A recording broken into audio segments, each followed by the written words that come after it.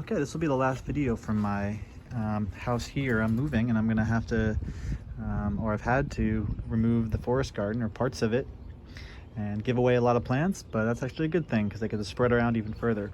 So I'm just gonna walk through and do a little recap.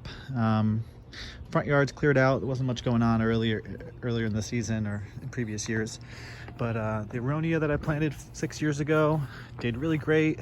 I would absolutely recommend that to other people to grow. Really productive, low maintenance. I had a ground cover of water celery that also worked well. There was no competition between the two. You can see some of it still there around the base, but it is invasive. I had to mow around it to keep it in the same spot, so you have to keep an eye on the water celery. In the back, I tried growing some feijoa, pineapple guava. Really cool plant, stays evergreen. Even in zone 7B, it gets really cold here. And a Brazilian plant, believe it or not, does not get damaged by the frost, at least not here. But it didn't flower, it didn't fruit even after 4 years. So I actually really love the plant, just the way it looks. But if you're wanting to get fruit, not a great option. I did a redirection of the gutter into this bed. I have some previous videos on that. Mini swales, micro swales. It worked really well to irrigate this section. Should have used this side of the house a lot more because it gets so much sun in the summer and in the spring. I could have done espalier or trellises, and just really hot, kind of like a southwest facing. So that would be one thing I would do differently. There's a really nice vegetable bed that we made here that was really nice to have, like a kitchen garden that you can just pop out and get your herbs while you're cooking. I only made that last year though, so I would have made it a little earlier. One big thing though was that, you'll see in it previous videos, I had a really big patch of sunchokes and nettles kind of just growing wild right here. And when I was mowing it yesterday, a lot of field mice, and they actually were probably baby rats, ran out underneath ran into the shed, and I've been having a problem with them in my house. So in the future, I'm not gonna have anything growing anywhere near my house, especially like patches of grass or patches of vegetation, because that's gonna attract rodents. So I'm gonna keep it as far back as possible. But yeah, it was nice having sunchokes and nettles. Nettles are one of my favorite perennial vegetables that we're growing here. I use those all the time. I'm growing a lotus berry tree, Celtis australis. It didn't really, it's doing okay this year, but it took forever to grow. I'm not sure if it's actually flowering or not, or if it's gonna flower this year, but makes these really big, much bigger than normal hackberries. And I wanted to see if it would be grafted, but I never actually tried because it wasn't growing that well, but it's doing better this year. Hopefully it stays here and gets to grow. I can come back and visit it someday and see if it's fruiting. I did some grafting of a peach tree. It's got good crop of peaches on it this year. It's funny that the rootstock was a lot less vigorous than the scion. So if you want to keep something small, this is probably as tall as it's going to get. It hasn't really grown too much more from last year, which is about the same size. You can put like a dwarfing rootstock. This is Prunus americana. I didn't think it was dwarfing, but it definitely looks like it's not getting much bigger. Fig didn't do that well. I just took out a bunch of fig wood that just died back to the ground. Seems to die back every year. I don't get many figs. I think it's because it didn't have any thermal mass. In this climate, they grow really well if they're grown next to a building, but not out in the open. So, that would have been basically the placement I would have changed. Got some white mulberry with a akebia vine growing up it. White mulberry, white fruiting mulberry doesn't taste great. It's kind of like just has kind of like a bland sweetness.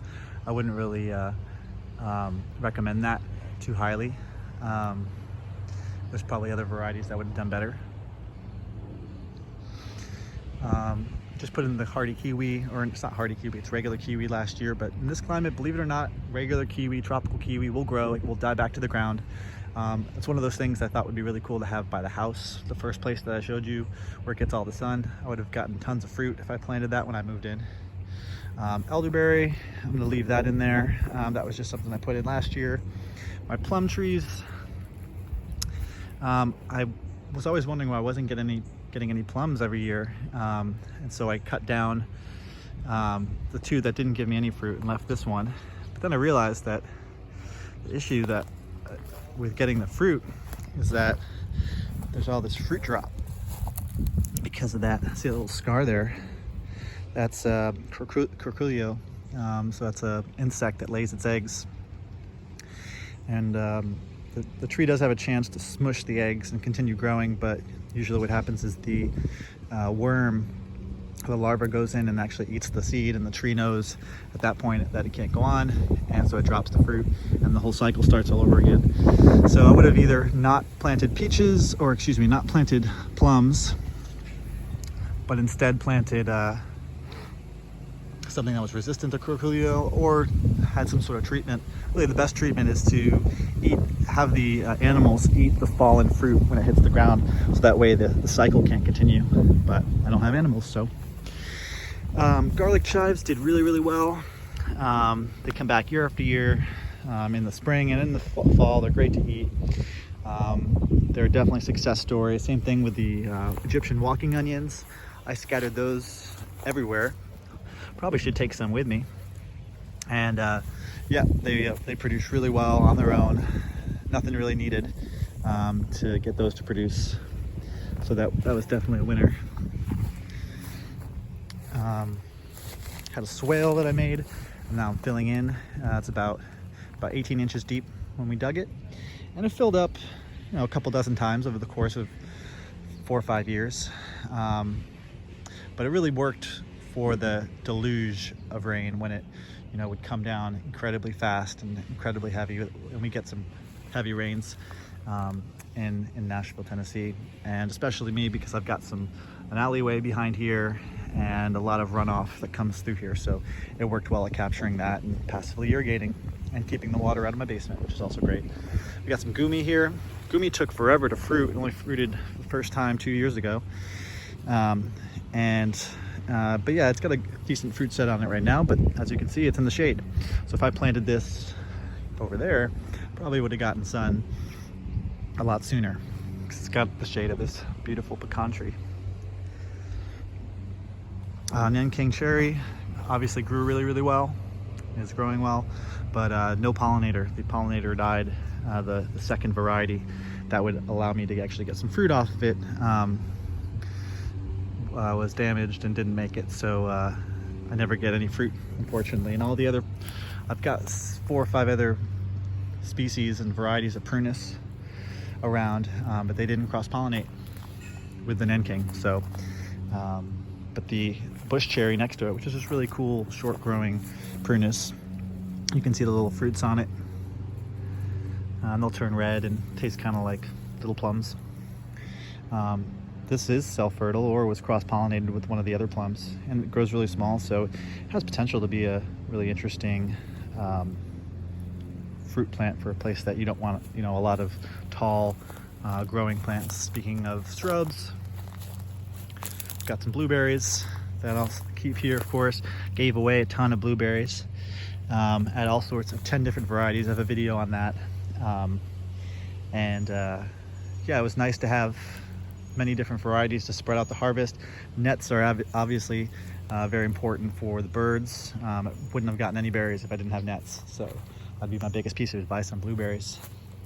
There's another blueberry here. I kind of let this area grow wild. It's got some honeysuckle and some black raspberries. But yeah, pretty shady. And I have my composting area in the back, which I do need to clear out today. I am moving tomorrow, so I have to make sure this is all cleared out. Pawpaw right here. Those trees along the fence are also pawpaw, and because they got a little bit more sun, they grew quite faster than the ones that are in the shade back here. But yeah, I wish I could see these in 10 years and see the difference in growth between them and the difference in fruiting, because like I said, they were planted together. It's also another pawpaw behind the Nanking.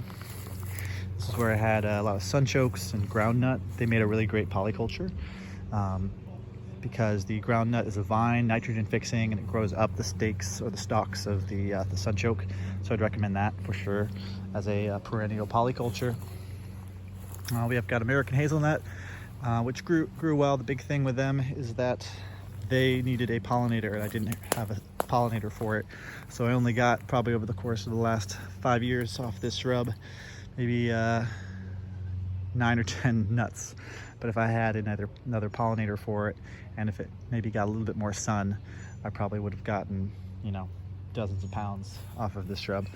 So that would be my advice on the hazelnut. Yeah, I think that pretty much covers it. I also grew some aronia, gave a lot of that away. Aronia is a really special plant. Recommend a lot of people grow that. Not for, I mean, you can eat them fresh and they're fine. They kind of taste like apple, like sour apple or crab apple, but they're just really high in antioxidants and produce heavily, so they're a really nice crop. But yeah, no, I loved designing this and maintaining this. I learned a lot about the plants. I've had over 100 types of plants back here. I gave a lot of it away. Hopefully whoever moves in keeps the rest of the plants around. Thanks for following this channel, and soon I'll be posting about my work in Missouri studying black walnut trees and other agroforestry crops and tree crops. So if you're interested about that, stay tuned, hit subscribe, and I'll see you in Missouri.